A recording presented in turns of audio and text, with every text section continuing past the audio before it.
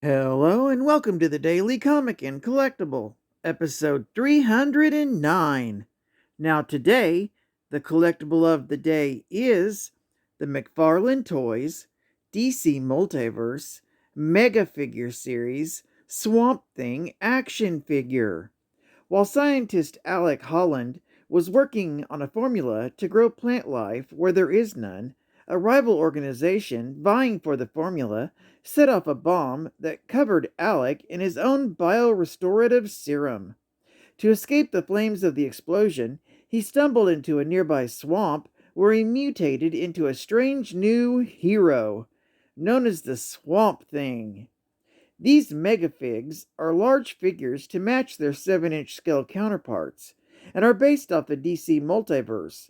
Designed with ultra articulation, with 22 moving parts for a full range of posing and play, Swamp Thing is based off his look from the DC Rebirth. Box includes an alternate hand and a base. Also includes collectible art card with figure photography on front and character biography on the back. Released by Mcfarlane Toys.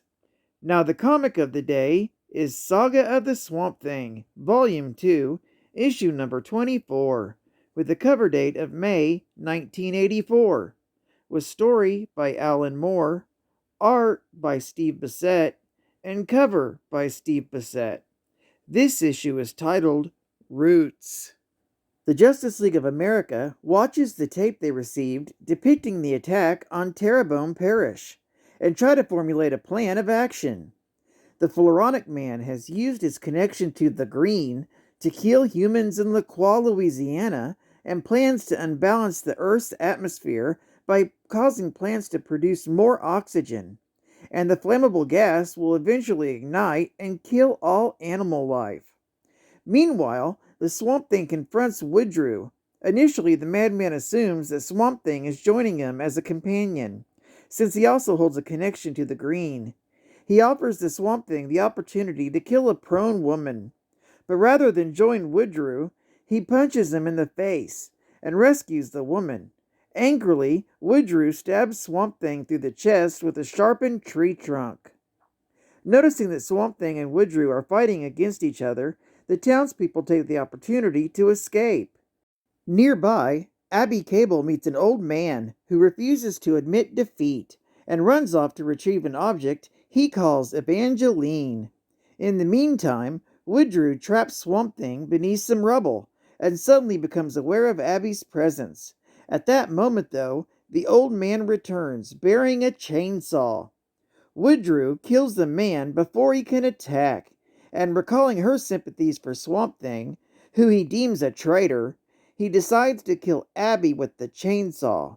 As he raises his arm over his head, Swamp Thing grabs one of them and snaps it. He explains to Woodrue that he is hurting the Green by his actions. Woodrue is disbelieving, claiming that he is the servant of the Green, and that all he does is carry out the will of the wilderness. Swamp Thing responds that the carnage and destruction that Woodrue has caused are the way of man and not the way of the Green. He says that Woodrue's illness has poisoned the Green with his desires. Finally, he causes Woodrue to realize his errors by reminding him that plants require carbon dioxide, created by humans and animals, to continue producing oxygen and live. The realization causes the Green to draw away from Woodrue, leaving him alone. In horror, he runs away. Abby, remembering that the Swamp Thing said to her that he is not Alec Holland, whom she believed him to be, he responds that he has since learned that he is merely a plant that thought he was Alec Holland, and now he is happy with the knowledge. Pleased, they embrace and return to Homa. Desperately, Woodrue returns to the swamp, sensing that the Justice League is coming for him. He searches for his Flexi-Flesh spray, hoping to appear as a human before they arrive. Unfortunately, as Superman and Green Lantern approach him, he appears before them as a grotesque version of his former self. As his Flexi-Flesh spray has worn off, his mental state is fragile, and Superman and Green Lantern take him to Arkham Asylum, hoping they can get help for him there. The Swamp Thing returns to his swamp, wondering why he would ever have left it, and finally embracing his life as a plant and not a man. Geek Fact: this issue is reprinted in Saga of the Swamp Thing, the complete first story, covering issues 21 through issues 27. It was released in July of 1987. It is also rated mature for 18 and over. It was re-released again with Book 1 added to the title, plus they included issue number 20. It was released in February of 2009.